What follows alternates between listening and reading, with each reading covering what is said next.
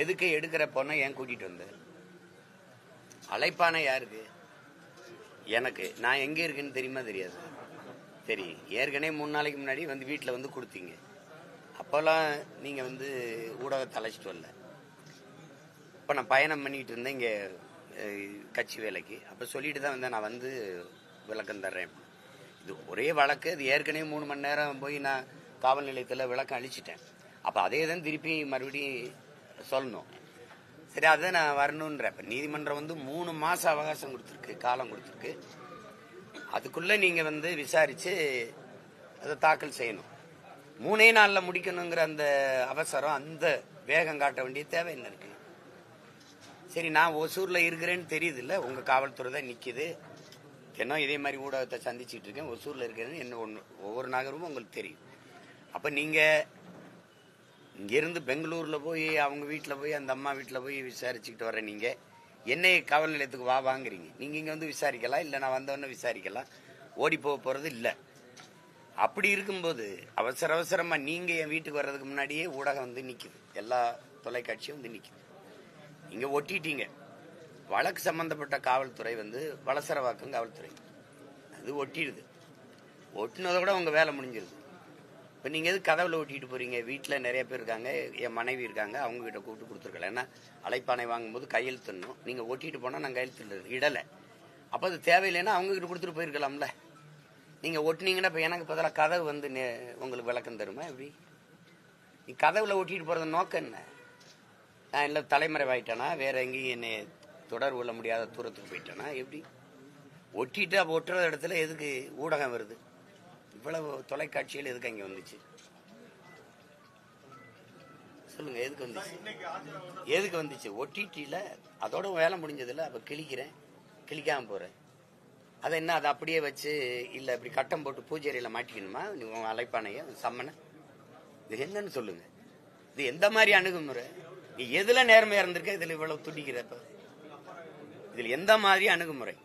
நான் வரலைன்னா தான் பரவாயில்ல, நான் வந்து ஏற்கனவே விளக்கம் அளிச்சிருக்கேன், மறுபடியும் வருவேன்றேன். எதுக்கு இவ்வளவு பதட்டம் அடைகிறீங்கிற? அதுக்கு அங்க இருக்கிறவங்களை அடிச்சு, எங்க வீட்டுல இருக்கிற பிள்ளைகள் யாரும் இப்படி, ஐயா எனக்கு அந்த ஓய்வு பெற்ற ராணுவ அதிகாரி இருக்காரு, அவரும் அவ்வளவு ரொம்ப நல்ல மனிதர், கண்ணியமான மனிதர். நீங்க தான் அடிச்சு போய் நீங்க வலசரவாக்கம் காவல் நிலையத்தில் இருக்கிறதுக்கு நீலாங்கரை காவலர் வந்து உதவி ஆய்வாளர் வந்து அந்த ஆய்வாளர் வந்து அடிச்சு இழுத்துட்டு போக வேண்டிய அவசியம் இருக்கு? அடிச்சு இழுத்துட்டு போற அளவுக்கு என்ன குற்றம்? அதை கிழிச்சது தானே. அது அப்புறம் அப்படியே இருக்கணுமா? இல்ல ஆண்டாண்டு காலமா அந்த அந்த கதவுல இருக்கணுமா? அது அழைப்பானை நாம் படிக்கவா, நாட்டு மக்கள் படிக்கவா? சொல்லுங்க தம்பி, நீங்க என்ன, நீங்க ஒரு அதிகாரியா உங்ககிட்ட கேட்கிறேன். அழைப்பானை நாம் படிக்க அனுப்புனீங்களா, கொண்டு வந்தீங்களா, இல்ல நாட்டு மக்கள் நாம் படிக்கணும்னு கொண்டு வந்தீங்களா? அதுக்கு அது அவ்வளவு பெரிய குற்றம். அது கிழிச்சா அடிச்சு இழுத்துட்டு போய் நேர நீ காவல் நிலையத்தும் கொண்டு போல, வேற ஒரு இடத்துல ஒரு தடல்ல ஒடிச்சா அடிச்சு நீ போய் படுத்துக்கிட்ட. இது ஒரு வழக்கமா வச்சுக்கிறாங்க. எப்படின்னா இவங்க அடிச்சிருவாங்க, இவங்களுக்கு இவர் கையில கீறல் பட்டுருச்சா, நீ அடிச்சு காயம் பட்டதுல இவங்க எல்லாருமே என்ன நினைச்சுட்டு இருக்காங்கன்னா, 5 வருஷத்துக்கு ஒரு தடவை தேர்தல் வருது, பல முறை ஆட்சிகள் மாறுதுங்கிறத மறந்துட்டு இவங்களே அந்த நாற்காலியில் அப்படியே நிரந்தரமா பசையை போட்டு ஒட்டின மாதிரி நம்ம கீழே இறங்கவே போறது இல்லைங்கிற திமிரில் ஆடுற ஒரு ஆட்டம் இருக்குல்ல, அதுதான் அங்க அது கவனத்தில் வச்சுட்டு விளையாடணும். எல்லாம் விளையாடுறது. நீ பயப்படுற எவனாவது ஒருத்தர் சொல்லுங்க. நீங்க இத்தனை வழக்கு போட்டிருக்கீங்க, ஒவ்வொரு வழக்குக்கும் வந்து நேர் நிக்கிறேன், நான் முடிஞ்ச நேரம் ஒரே நேரத்தில் 4 அழைப்பானைனா எங்க போக முடியும்? ஒரு ஆள் தானே. வராம இருந்தா சொல்லலாம். இப்ப நீ எதுக்காக நீங்க இந்த வேலையை செய்யறீங்க?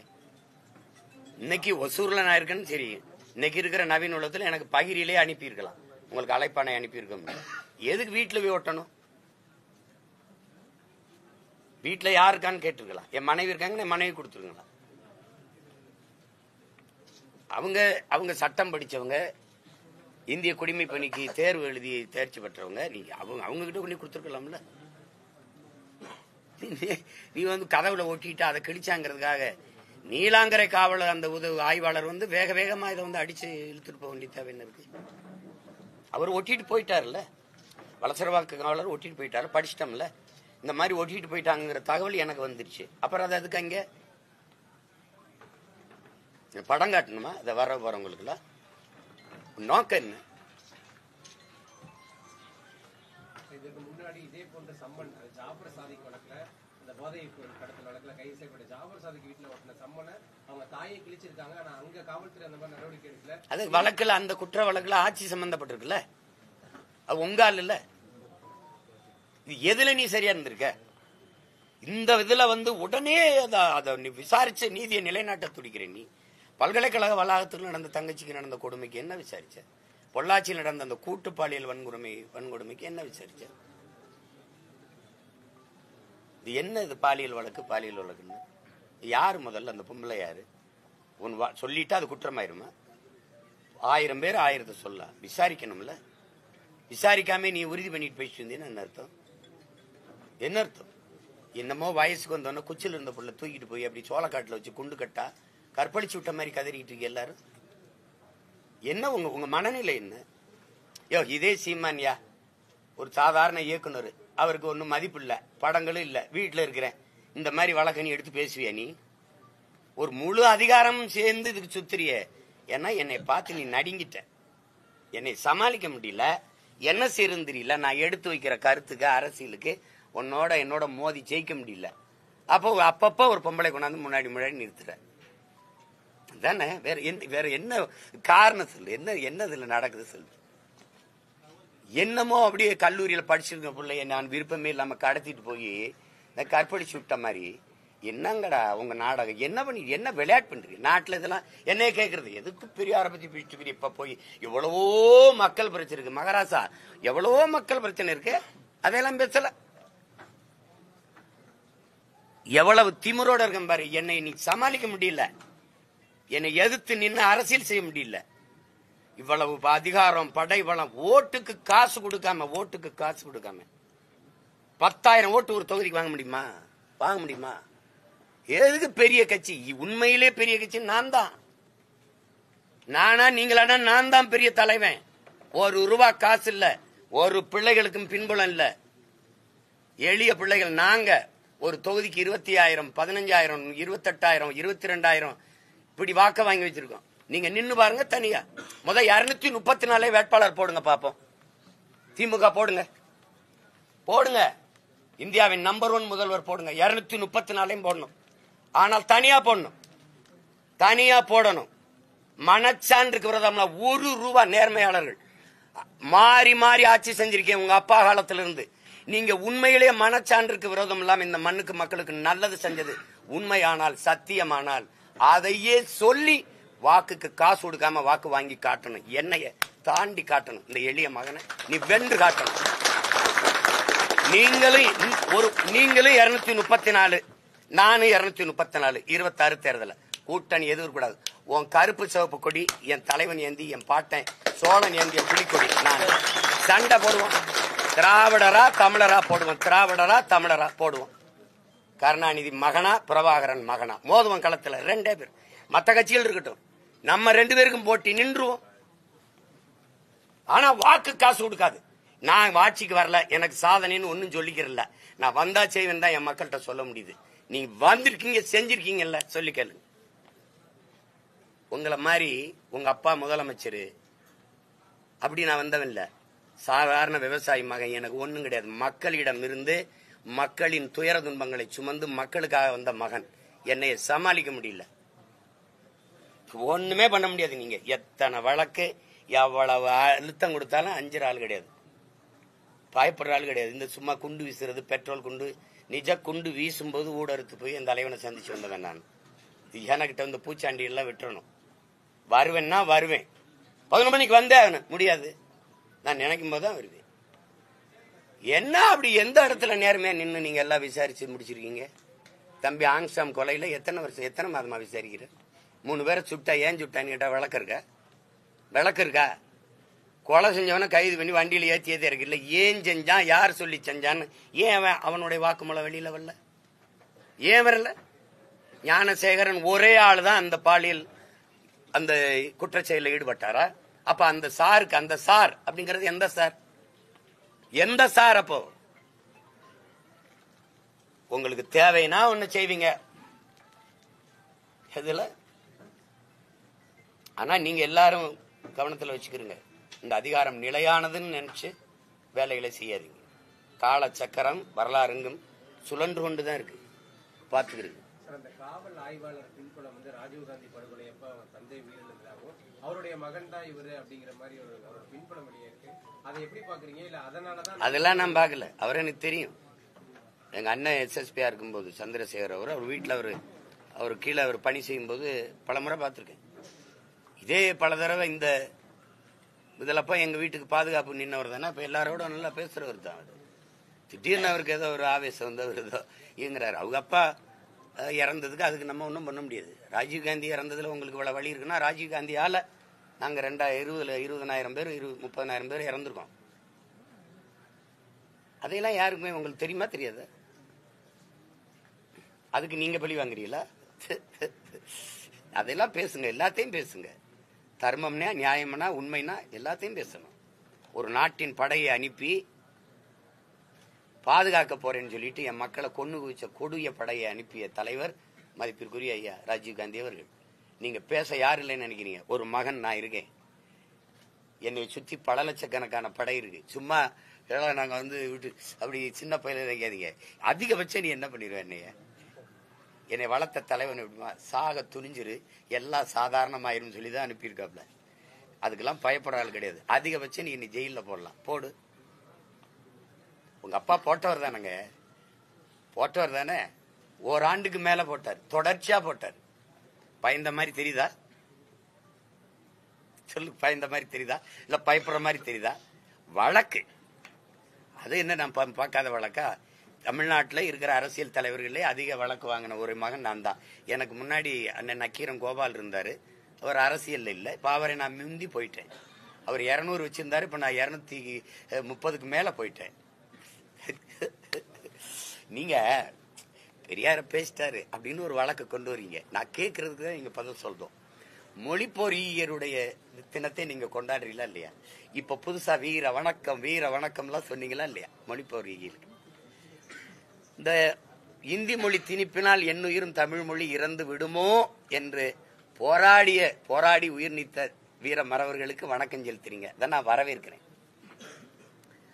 ஆனா இந்தி எதிர்ப்பு போராட்டத்தில் ஈடுபட்ட போராட்டக்காரர்களை எல்லாம் இந்த துப்பாக்கி எதுக்கு வச்சிருக்கு போலீஸ்? சுட்டு கொல்லுங்க, 4 காலி பயல்களை சுட்டு கொண்டீங்கன்னா கலவரம் அடங்கிரும்னு சொன்ன பெருமகன் யாரு? ஐயா பெரியார். முதல்ல தமிழ்நாட்டில் இந்தி பள்ளிக்கூடத்தை திறந்த மகாத்மா யாரு? தம்பி அண்ணனுக்கு இருசல், அது பெரியார். இப்போ நீங்க ஒண்ணு இவரை தலைவரா வச்சுக்கிறீங்க, போராடி செத்த எங்களை மொழியை காக்க எங்களுக்கு ஒரு வணக்கம் செஞ்சுக்கிறீங்க.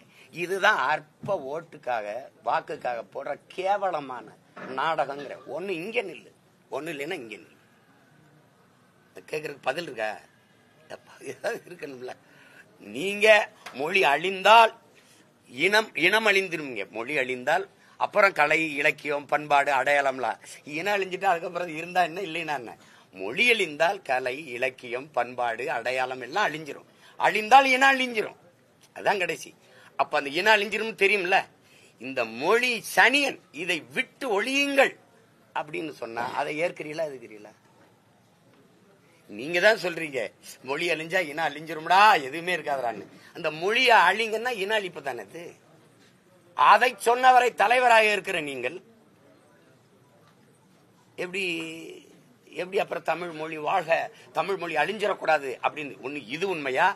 இல்ல அழிக்க சொன்னவரை தலைவராக இருக்கிறது உண்மையா? இத கேள்வி கேட்டா இதுக்கு விளக்கம் தான் சொல்லணும். இழிவா பேசிட்டாரு போடுறா வழக்கேன்னு போட்டா அதுக்கெல்லாம் பயப்படுறாளா நீ? நானு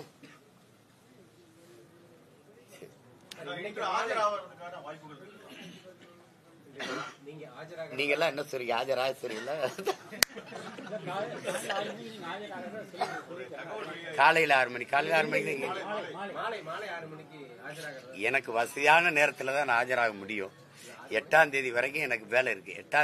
2ஆம் தேதி போராட்டம். இப்ப நாளைக்கு போய் நாளைக்கு கிளம்புனாதான் நான் 2ஆம் தேதி தென்காசியில போராட்டம். அப்ப திருப்பி ஒவ்வொரு இது நான் குறிச்சிட்டேன், சோறுட்டிலாம் ஒட்டிட்டோம். அதுல பின்னடைய முடியாது.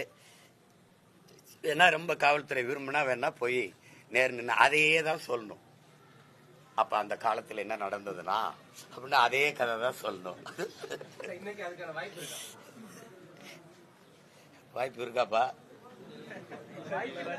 போவேன். போய் இப்ப கலந்தாய்வு முடிச்சுட்டு போய் இறங்கி முடிவு இப்ப போவேன். இது ரொம்ப ஆர்வப்படுறாங்கல்ல.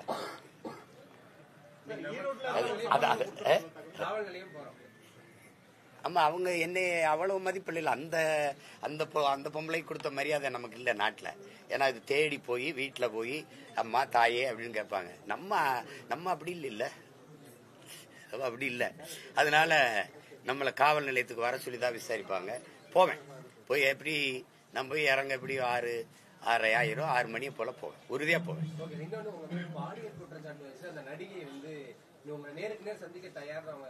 அததான் நானும் கூப்பிடுறேன், வர சொல்லுங்க அப்படின்னா. அவங்கள வர சொல்லிட்டு என்னை கூப்பிடணும். அவங்கள வர சொல்லிட்டுல கூப்பிடணும்.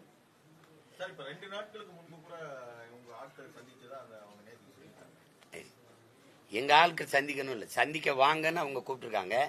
அதுக்கப்புறம் அவங்க தொடர்புக்கே வரல. குறிப்பா 2 கோடி ரூபாய் வரை கொடுக்க தயார் அப்படிங்கிற மாதிரியான ஒரு செய்தி பரவுது. அவங்களுக்கு அந்த நடிகைக்கு சொல்லிக்கிற வேண்டியது ஏதோ சொல்லிக்கிற வேண்டியதான். நீங்க திருமணம் ஆயிடுச்சு, 7 முறை கருக்கழிச்சிருச்சு அப்படிலாம் நீங்க பாத்தீங்கன்னா, ஒரு ஆண்டுக்குள்ள 7 முறை கருக்கழிச்ச சாதனையால நானா தான் இருப்பேன். அப்படிதான் அதுலயே சிறையில இருந்துகிட்டே கருவை கலைக்கிற ஆளு நானா தான் இருப்பேன். அதுக்கப்புறம் திருமணம் ஆயிடுச்சுன்னா நீங்க திருமணம் ஆனதுக்கான சான்றிதழை காட்டணும். முதல்ல நீங்க அளிச்ச புகார்ல எங்களுக்கு திருமணம் ஆயிடுச்சுன்னு சொல்லலையே, 2வது புகார்லயும் சொல்லலையே. திருமணமான அதுக்கான படங்கள் அதுக்கான இதெல்லாம் காட்டியிருக்கணும். அப்படின்னா எனக்கு திருமணம் ஆகும்போது அதை வெளியிட்டு தடுத்திருக்கணும். எங்களுக்கு திருமணம் ஆயிடுச்சுங்க, மறுபடியும் ஒரு திருமணம் ஆகலாம். இதுல இருந்து நீங்க இதையே யாருமே கேட்க மாட்டீங்க, என்கிட்ட கேக்குறீங்க. உங்களுக்கு இது ஒரு சுவாரஸ்ய கதையா இருக்குது, ரசிக்கும்படியான ஒரு கதை. அப்ப நான் செய்யறத தப்பு நினைக்கிறேன். அப்ப நானும் இனிமே ஒரு ஆடியோ வெளியிடுறேன். ஏங்க நீங்க தான் அவர் தராரு, அவங்க பல ரூபாய்களை லட்சக்கணக்கான ரூபாய்கள் நகைகளை எனக்கு கொடுத்துட்டதா சொல்லிதான் சொல்றீங்க நீங்க. அப்புறம் நான் அவங்களுக்கு கொடுக்குறேன்னு சொல்றீங்க. நானே தெருக்கோடியில நின்றுக்கிட்டு இருக்கேன், எனக்கு எங்கிட்ட 2 கோடி இருக்குது. அதாவது அவங்க என்னன்னா ஒரு காலகட்டத்தை எங்களுக்கு ரொம்ப இதாயிருச்சு, 15 வருஷம் கழிச்சு சாக போறோம் அப்படின்னு எனக்கு எங்க வீட்டுல வேலை செஞ்ச ஒரு பையன், அந்த காலம் வேலை செஞ்சவனை பிடிச்சி அழுது இது பண்ணி அந்த குரல் செய்தியை கேட்டோன்னு சரி இப்போ ஏதாவது கொடுத்து உதவுங்கன்னு சொன்னேன். சாக போறோம், எங்களுக்கு மாசம் அந்த குரல் செய்தி அப்புறம் நான் வெளியிடுறேன் பாருங்களேன். அதை கேட்டா நீங்க கூட காசு கொடுப்பீங்க. உதவின்னு கேட்கும்போது அது கொடுத்து தொலைக்கிறதா, அது அவங்களுக்கு நமக்கு எந்த தொடரும் இல்லை. கேட்டோன்னு சரி கொடுத்தோம். ஒரு 2-3 மாசம் ஏதோ தம்பிங்க கொடுத்து உதவி இருப்பாங்கன்னு நினைக்கிறேன். ஏதாவது உதவி விடுங்கன்னு சொன்னேன். அதுக்கப்புறம் திருப்பி தான் அந்த மறுமனு. ஈரோடு இடைத்தேர்தலில் பெரியார் பற்றி பேசினால அவங்களுக்கு ஒரு சம்மன் இன்னைக்கு கொடுக்கறத ஒரு தகவல். அது புதுசு இல்லையே, வாங்கிக்க வேண்டியதுதான். அது நிறைய வழக்கு போட்டிருக்காங்கல்ல, அதுல அது ஒண்ணு ஏற்கனவே கொடுத்துருக்காங்க. இருந்தாலும் மறுபடி கொடுத்து சீக்கிரம் வாங்க என்னை பார்க்க அவ்வளவு அவசரப்படுறாங்க. அதுக்காக மறுபடியும் வருது. ஒரு சும்மா அவங்க எங்ககிட்டயா மோதிரணி நாங்க என்ன பண்றோம் பாரு அப்படின்னு. அதான் திரும்ப சொல்றேன், இந்த அதிகாரம் உங்களுக்கு மட்டுமானது அல்ல. 5 வருஷத்துக்கு ஒரு முறை தேர்தல் வருது, ஆட்சிகள் மாறி வருது. மனசுல வச்சுக்கிட்டு ஆட்டத்தை ஆடுங்கன்னு சொல்றேன்.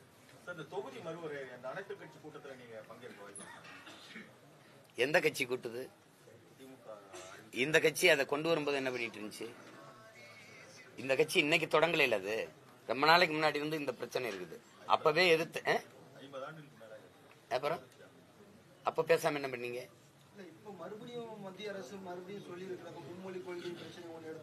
மும்மொழி கொள்கை இன்னைக்கு நேத்து இல்ல, அன்னையில இருந்து இருக்கு தம்பி. மும்மொழிங்கிறது காங்கிரஸ் பாரதிய ஜனதாவின் கொள்கை. இப்ப எங்கள் தமிழ் தேசியர்களின் கொள்கை ஒரு மொழி கொள்கை தான். ஆங்கிலம் பயன்பாட்டு மொழி, தமிழ் பயிற்று மொழி, வழிபாட்டு மொழி, பண்பாட்டு மொழி, எல்லாமே ஆட்சி மொழி, அதிகார மொழி. எனக்கு மட்டும் இல்ல, அது ஆந்திராவுக்கு தெலுங்கு, கர்நாடகாவுக்கு கன்னடா, அப்படித்தான் இருக்கணும். தர்மம்னு ஒண்ணு, அது நியாயம்னு ஒண்ணு தானே. பயன்பாட்டு மொழியாக நாங்க ஆங்கிலத்தை வச்சுக்கிறோம், எல்லாருமே வச்சுக்கலாம். அப்படிதான் நாங்க கொள்கை. இவங்களுக்கு தான் திராவிடர்களுக்கு இருமொழி, இந்தி தமிழ், அப்படி இங்கிலீஷ் தமிழ்ங்கிறாங்க. இப்ப நாங்க என்ன சொல்றோம், பயன்பாட்டு மொழியா ஆங்கிலம் இருக்கட்டும், ஒரு தொடர்பு மொழியா இருக்கட்டும், கம்யூனிகேஷன் லாங்குவேஜா இருக்கட்டும். எதுக்கு இருக்குன்னா அப்படி தமிழ் இருந்து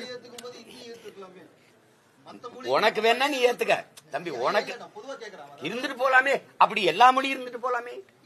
பயன்பாட்டு மொழியை தான் சொல்றேன் தம்பி, திருப்பி திருப்பி பேசுகிற. நான் பயன்பாட்டு மொழியா ஏன் ஏன் தெலுங்கு, கன்னடம், மலையாளம், தமிழ்லாம் இருக்கக்கூடாது? எல்லா மொழியும் தாங்க. அப்படி சொல். ஒரு மொழி இது கொண்டு வராங்களே. ஏ உம்மொழி மும்மொழினா எம்மொழி எங்க இருக்கு ராஜா? நீ 500 ஆண்டை தொடாதவன் இந்த ஆட்டம் ஆடுற, நான் 50,000 ஆண்டுகளுக்கு மூத்தவன். உலக மொழிகளின் தாய் உங்க பிரதமர் சொல்றாரே, இந்திய மொழிகளின் முதன் மொழி தமிழ், தொன்மைய இந்திய மொழிகளின் தொன்மையை தமிழில் இருந்தலாம், உலக முதன்மொழி தமிழ், அது என் நாட்டில் இருப்பது பெருமைன்னு. அப்ப எனக்கு என்ன மரியாதை?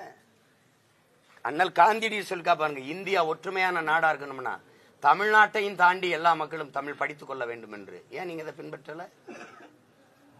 மும்மொழியை தூக்கு, பன்மொழி பயில்கன் கொண்டா, பன்மொழி பயில்கன் கொண்டா. நான் எதுக்கு தன்னா கேளு. அதுல தமிழ் பயிற்று மொழி, தெலுங்கு பயிற்று மொழி, கன்னடம் பயிற்று மொழி, மலையாளம் பயிற்று மொழி, அப்படி கொண்டு வா. மராட்டியம் பயிற்று மொழி, ஆங்கிலம் பயன்பாட்டு மொழி, உலகத்தின் எல்லா மொழிகளும் விருப்ப மொழி கொண்டா. அதுல இந்தி இருக்கட்டும், வங்காளம் இருக்கட்டும், போஜ்புரி இருக்கட்டும், மராட்டி இருக்கட்டும், பீகாரி இருக்கட்டும், பஞ்சாபி இருக்கட்டும், துளு இருக்கட்டும், உருது இருக்கட்டும், எதுவும் இருக்கட்டும், பிரச்சனை கிடையாது. அதானே வேறு உறுதி இல்லாத போது அப்புறம் அந்த கிளையில எத்தனை பறவை இருந்து என்ன பயன் இருக்கு? எனக்கு வேறு உறுதியா இருக்கணுங்கிற. என் மொழி படிக்க வாய்ப்பே இல்லாத நிலையை உருவாக்கிட்டு, என் மொழி எழுத படிக்க தெரியாத 2 தலைமுறைகளை உருவாக்கிட்டு நீ இந்தி படின்னா அப்புறம் நீ சாதாரணமா இருந்துட்டு போகட்டுமே. அதே தான் சொல்றேன், எம்மொழி இந்தியா மூலம் பயிற்று மொழியா இருந்துட்டு போகட்டுமே. மும்மொழியில இந்திய தூக்கிட்டு எம்மொழியை வை. எப்படி இருக்கு?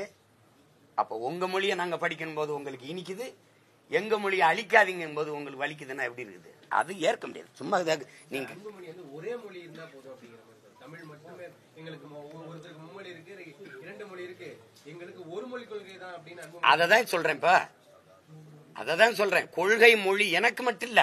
இப்ப எங்க ஐயா நாங்கெல்லாம் சொல்றது தமிழ் மட்டும் நாங்க சொல்லல. ஆந்திராவுக்கு தெலுங்கு இருக்கட்டும், கேரளாவுக்கு மலையாளம் இருக்கட்டும், தொடர்புக்கு ஒரு கெடு வாய்ப்பா வெள்ளையன் நம்மளை ஆண்டுட்டான். அதனால அது ஆங்கிலம் வந்துருச்சு. அத பேரறிஞர் அண்ணா கூட சொல்றாரு பாருங்க, ஒரு பசு மாடு வருவதற்கு ஒரு கதவை போட்டோம், அப்புறம் கண்ணுக்குட்டி வர்றதுக்கு தனியா ஒரு கதவு தேவையில்லை, அது பசுமாடு வந்த வழியிலே வந்துடும். தொடர்பு மொழிக்கு தான் ஒரு இங்கிலீஷ் இருக்குது இல்ல, அப்புறம் இன்னொரு மொழி எதுக்கு திணிக்கிறேங்கிறேன். விரும்பினால் கற்கிறோம். இப்ப தமிழ்நாட்டுல யாரும் இந்தி படிக்கலன்னு நினைக்கிறீங்களா தம்பி? நிறைய குழந்தைகள் படிச்சுக்கிறாங்க தேவைன்னு கருதி, விரும்பி. ஆனா தமிழ் படிக்க எல்லா இடத்துலயும் வாய்ப்பு இருக்கா? இல்லாத போது இந்தி படிக்க எல்லா இடத்துலயும் வாய்ப்பு கொடுங்கிறீங்க. தமிழ்நாடு பாடக்கல்வி மொழி இருந்திருந்தா இந்த மொழி பிரச்சனை வந்திருக்காது அப்படின்னு தான் எதிர்பார்க்கறீங்களா? ஏன்னா சிபிசி இந்த மாதிரி பெரிய அதுதான். அதை தவற விட்டது யாரு? அன்னைக்கு தவற விட்டது இவங்க தானே.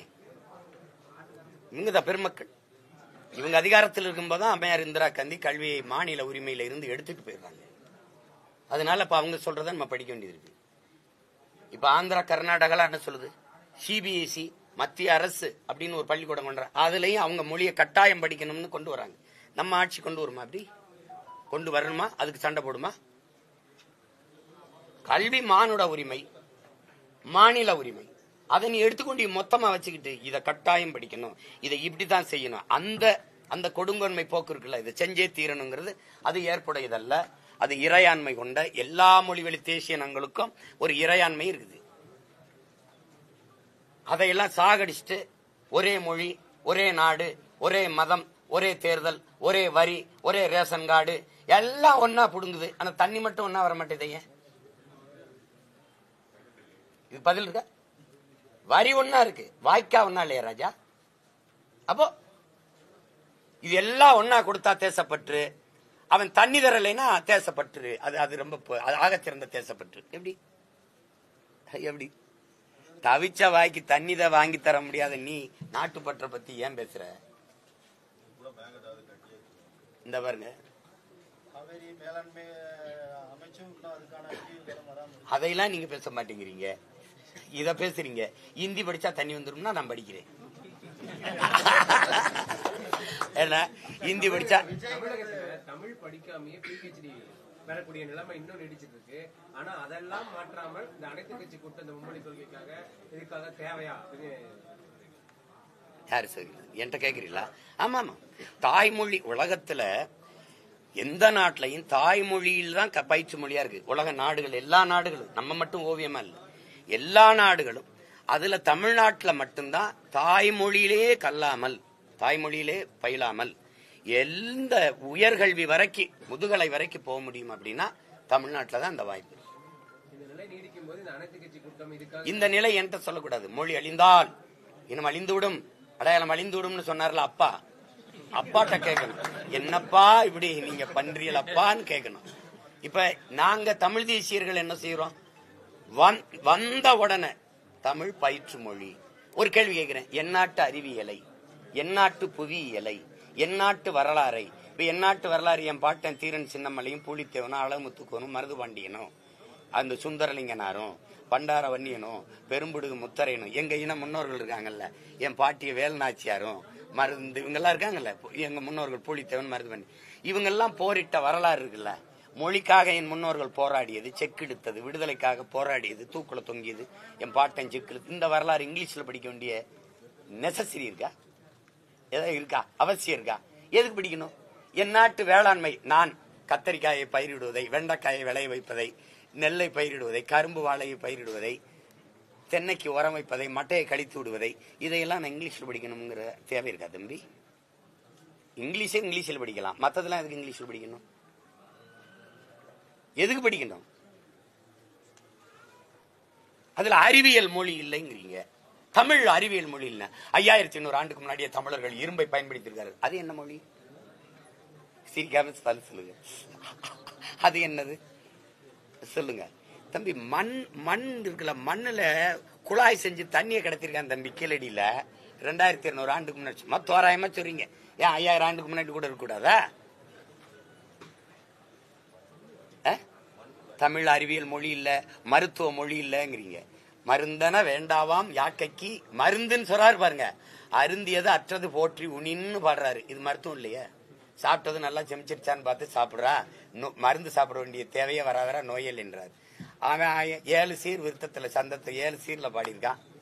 இது பெருசா இருக்கு வள்ளுவேன் அப்படின்னு. பின்னாடி ஒரு கிளவி வாரா, அவன் பசித்து புசின்ட்டு போறான், கேப்சூல் மாதிரி கொடுக்குறான், சின்ன மாத்திரையா.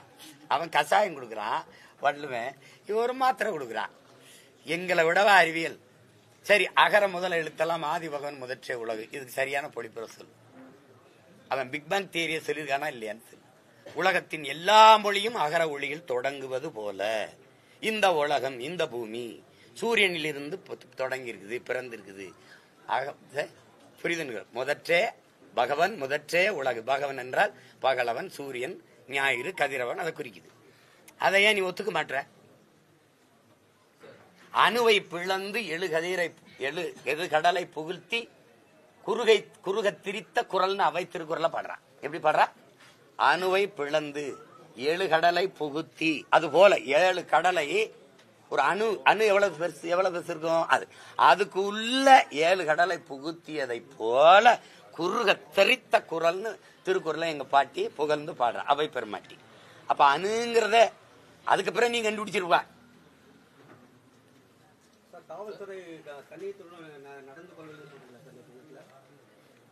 ரொம்ப தாமதமா இருக்கு. அதுல கட்சியிலிருந்து தொடர்ந்து அங்கிருந்து ஒரு சில நிர்வாகிகள் வெளியே வந்துட்டே இருக்காங்க. காவல்துறையும் உங்களுக்கு அதிகாரியாக ஒரு நெருக்கடி கொடுத்துருக்காங்க. ஒரு சட்டமன்ற தேர்தலில் நீங்க ஏதாவது கூட்டணி வச்சு தேர்தல் நிற்கிறது ஐடியா? நான் தான் பெரிய கூட்டணி வச்சிருக்கேன்னு திரும்ப திரும்ப சொல்லிட்டேன். 8 கோடி மக்களோடு 8 கோடி மக்களை நம்பி ஒரு தலைவன்கிறவன் முதல்ல தன் மண்ணை, தன் மக்களை முழுமையா நேசிக்கணும், நம்பணும். நான் நம்புறேன், என் மக்களை நம்பி நிக்கிறேன். நான் இந்த வாட்டி நிக்க போறது 5வது பெரிய தேர்தல்.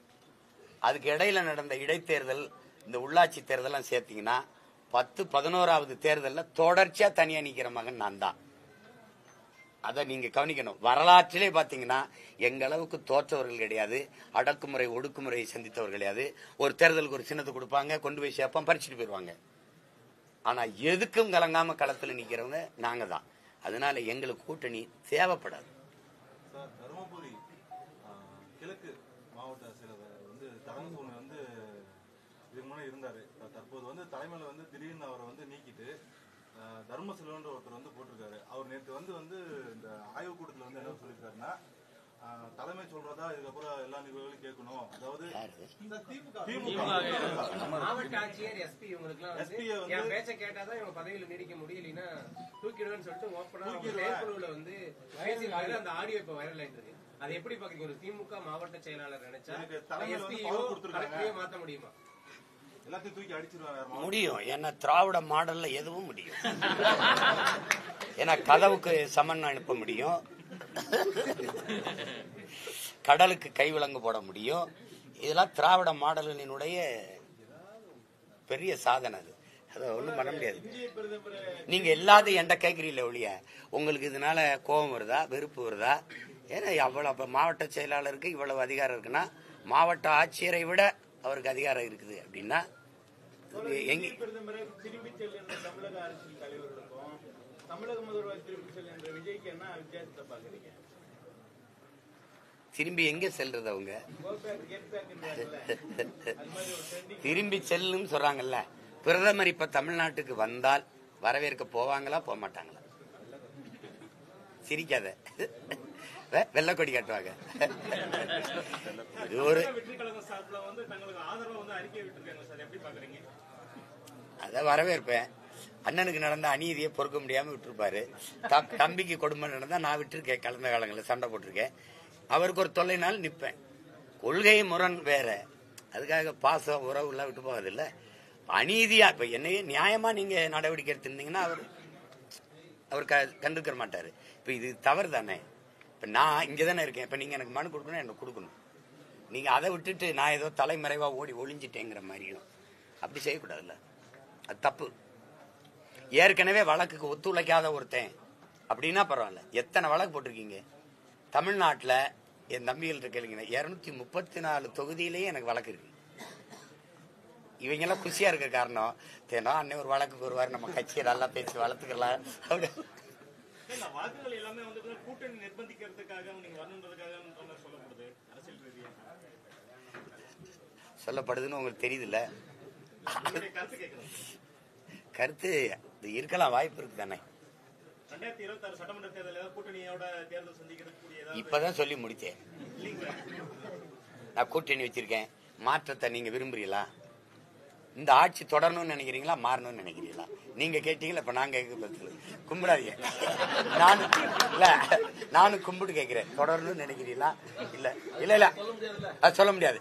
அப்போ உங்க மன உணர்வை நான் பிரதிபலிக்கிறேன். அப்படின்னா உங்களை மாதிரி மாற்றத்தை விரும்புகிற மண்ணில் மாற்றம் வருவதற்கு முன்பு மக்களின் மனத்தில் மாற்றம் வரணுங்கிறான்.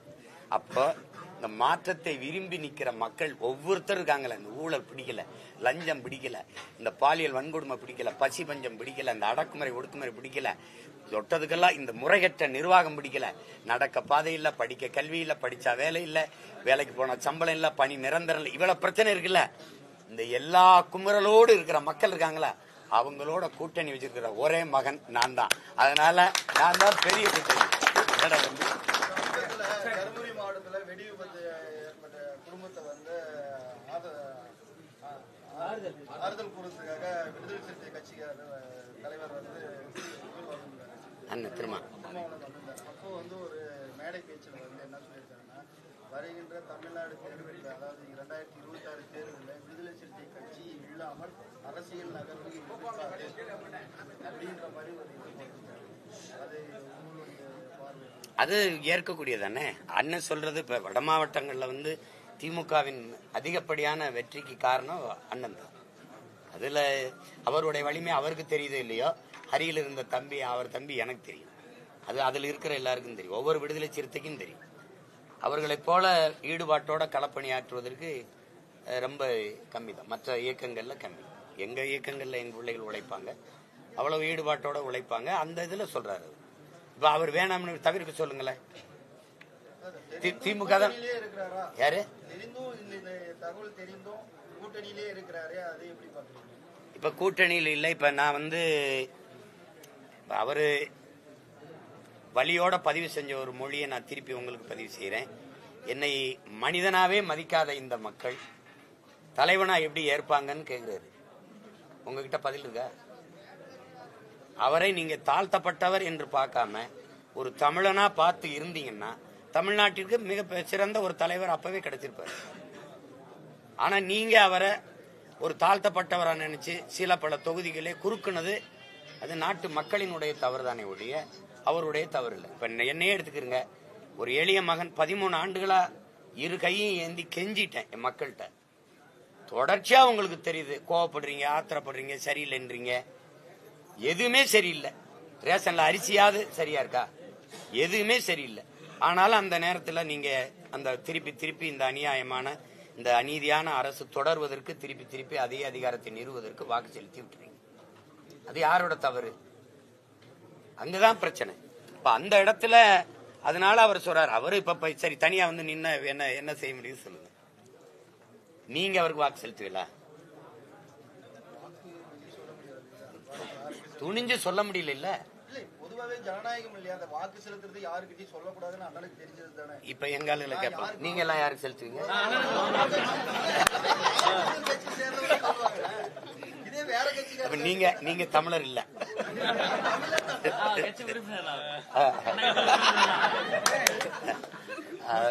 சரி கேளுங்க வேற ஏதாவது. பெரியாரை பத்தி நீங்க விமர்சிச்சதுனாலதான் தொடர்ந்து இந்த மாதிரியான பெரியார நான் விமர்சிக்கலங்க. பெரியார் தாங்க பன்னெடுங்காலமாக எங்க இனத்தை, எங்கள் மொழியை, எங்கள் இனத்தை மிக மிக மிக வாய்கிட்ட சொல்ல முடியாத அளவுக்கு கேவலமா விமர்சிச்சிருக்காரு. இதுங்க அத வந்து உங்களுக்கு நீங்க மேதைகளா இருக்கலாம், நீங்க பெரிய அளவுங்க இருக்கலாம்.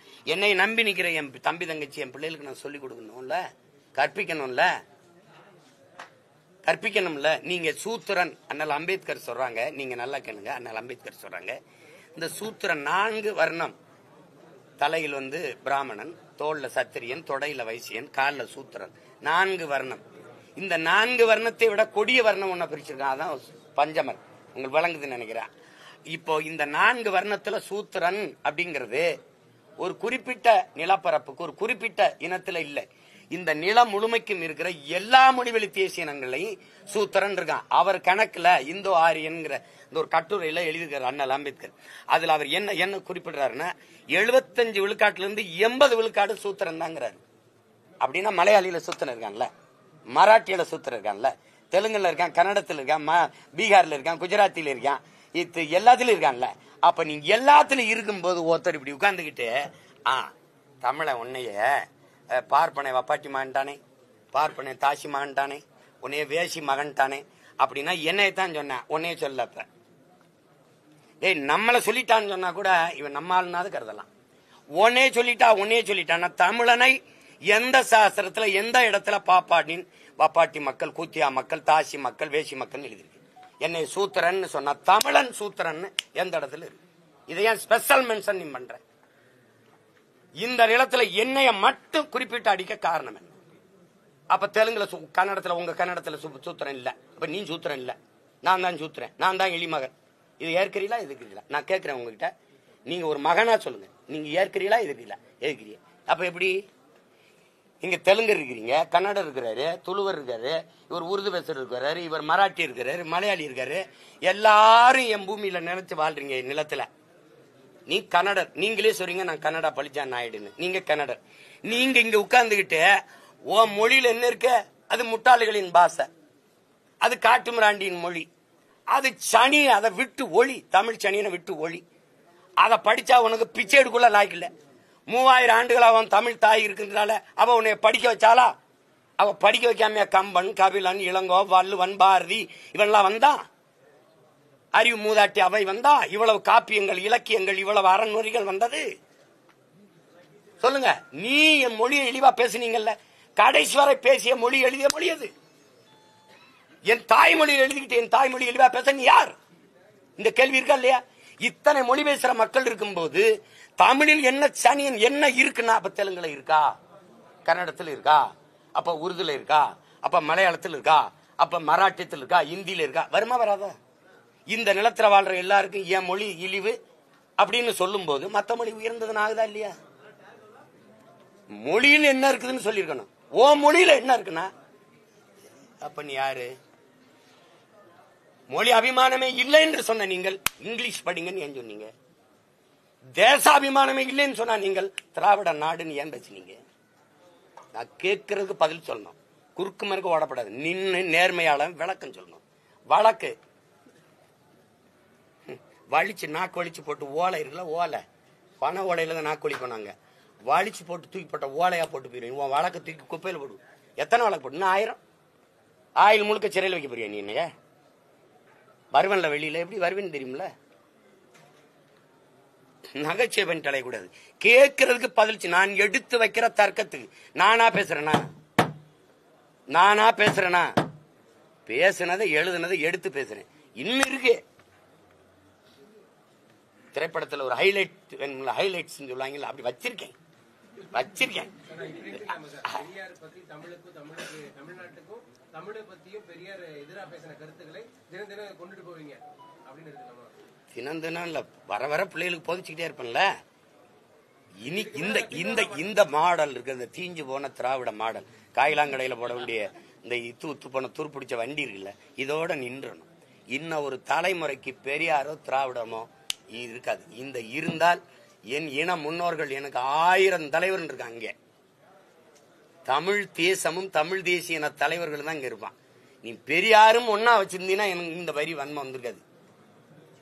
பெரியார் தான் எல்லாம். ஐஏஎஸ் அவர் தான் படிக்க வச்சாப்ல. ஏன்னா அகாடமி புறம் திறந்தது. நீ மருத்துவம் படிச்சிருக்க முடியாது. ஏன்னா பல்வேறு மருத்துவ கல்லூரியில திறந்த மகான் அவர் தான். ஏய், காமெடி பண்ணிட்டு அலையாத. என் தாத்தன் காமராஜ் வந்து பள்ளிக்கூடம் வந்து பசியோட வருது, பிள்ளைகள் படிக்க வைக்க முடியல, பசியோட இருந்தா பாடம் மண்டல ஏறாது, மதியம் ஒரு வேளை சோறு போட்டு படிக்க வைக்கலான்னு மதிய உணவு திட்டத்தை கொண்டு வந்தான்ல, மக்கள் இயக்கமா மாத்தினான். காசு இல்லைன்னு அதிகாரிகள் சொல்லும் போது பிச்சை எடுத்து மடியேந்தி பிச்சை எடுத்து கொண்டு வந்தாவது என் பிள்ளைகளை நான் படிக்க வைக்கிறேன். இருக்கிற வர போடுங்க, இல்லைன்னா இல்லைன்னு சொல்லுங்க, நான் தெருவா கையேந்தி வரேன்னா. பிச்சை புகினும் கற்கை நின்றேன்னு என் பாட்டி பாடினதுக்கு வேலை செஞ்சா என் தாத்தேன். படிக்க வைக்கும் போது கொடை ஏந்தான், கையேந்தனா, கொடையாளர்கள் கொடை கொடுங்கன்னு. பணம் இருக்கிறவன் பணத்தை கொடுத்தான். விரை கடை கொஞ்சம் வண்டியா விரை கட்டை ஏத்தினான். அவன் இந்த அரிசி பருப்பு ஏத்தி விட்டான், எண்ணெயை ஏத்தி விட்டான். ஒன்னும் கொடுக்க முடியாத தாய்மார்கள் சமைச்சு போட்டு போனாங்க. அந்தப்ப கையேந்தி நின்னால என் தாத்தா அவன் கையில ₹1 காசு பெரியார் கொடுத்ததா இருக்கா? நன்கொடை படிக்க வச்சார். நீங்க வர்றதுக்கு முன்னாடியே வெள்ளக்காரன் பல கல்லூரிகளை மருத்துவ கல்லூரி எல்லாம் திறந்து படிக்க வச்சுட்டு போயிட்டான். பட்டியல் இருக்கு, படிக்கட்டா? சும்மா படிக்க வச்சாருன்னு எதையாவது எல்லாமே சுயமரியாதை அவர் தான்.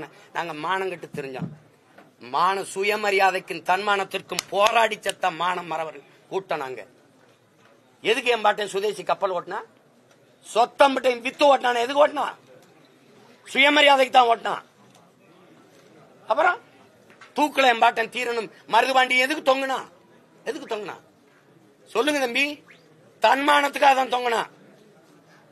மானம் இழந்து வாழ்வதை விட மானத்தோட போராடி சாவம்டான்னு போறான்னா, நீ எனக்கு வந்து அவர் தான் வந்துதான் சொல்லி கொடுத்தா. அது வரைக்கும் நாங்க காலில் விழுந்து அவங்க காலை கழுவி தண்ணி குடிச்சு கஞ்சி குடிச்சுக்கிற மாதிரி பேசிட்டு இருக்கிறீங்க. பகத்சிங்குக்கு தூக்கு வரும்போது போரான் அந்த போராட்டத்துல ஐயா பெரியாரின் நிலைப்பாடு. எங்க தாத்தா ஜீவானந்தம் எல்லாம் போராடி ஜெயிலுக்கு போகும்போது என்ன வருத்த கடிதம் எழுதிட்டு வெளியில வந்தவர் தானே. இதான் சுயமரியாதை திலகமா? கட்சிக்காரன் வருத்த கடிதம் எழுதி கொடுத்துட்டு வெளியில வாங்கப்பான்னு சொன்னவர் தானே. தம்பி, எது ஒன்று நீங்க சரியா இருந்திருக்கிறார், இந்த இடத்துல சரியா இருந்தாருன்னு சொல்லு. பெண்ணிய உரிமை, சமூக நீதி அவர் பெற்றுக் கொடுத்துட்டா இப்ப ஏன் நாங்க இடஒதுக்கீடுக்கு போராடணும்? இன்னும் போராடுறோமா இல்லையா? இன்னும் போராடுறோமா இல்லையா? அப்புறம் ஏதாவது பேசிட்டு இருக்காதீங்க. வேற எதுவும் கேள்வி இருக்கா? அமைச்சர் சேகர் பாபு வந்து சீமான் விவகாரத்தால வந்து சட்டம் தன் கடமையை செய்யும் சொல்லியிருக்காரு சார். இது ரொம்ப பழைய வசனம். சட்டம் தன் கடமையை செய்யுங்கிறது பழைய வசனம். அது செய்யட்டும், பார்ப்போம். செய்யட்டும், அதை நான் வரவேற்கிறேன். சட்டம் தன் கடமையை செய்யட்டும். கடைசியா ஒரு கேள்வி. நாம் தமிழர் கட்சி பல்வேறு பொறுப்பாளர்கள் விலகிறாங்க. அதுக்கு காரணம் வந்து மாற்று கட்சியில் இருக்கிறவங்கள காரணமா இருக்காங்களா, இல்ல அண்ணன் சீமானுடைய நான் தான் வாழ்த்தி அனுப்பி வைக்கிறேன். அதாவது ஒரு எப்படி சொல்றது, ஒரு ஸ்லீப்பர் செல்ஸ் மாதிரி அனுப்பி வைக்கிறேன். வேற எதுவும் இல்லைல்ல. நன்றி, வணக்கம். அங்க இருக்க நன்றியா?